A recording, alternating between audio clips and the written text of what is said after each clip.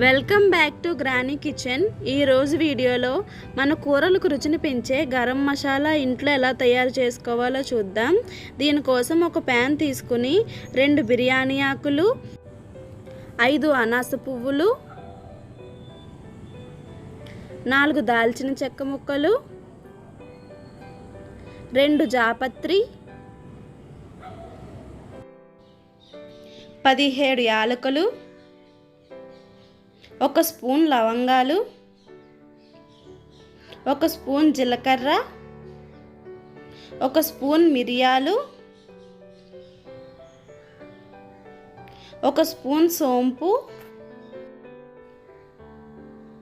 అరకప్పు ధనియాలు వేసుకుని 3 నుంచి 4 నిమిషాలు లో ఫ్లేమ్లో దోరగా వేయించుకోవాలి. దినుసులు మాడకూడదు. చల్లారిన తర్వాత మిక్సీ జార్లో వేసుకుని మెత్తని పౌడర్లా చేసుకోవాలి. ఇంట్లోనే ఎంతో రుచికరమైన గరం మసాలా తయారయ్యింది.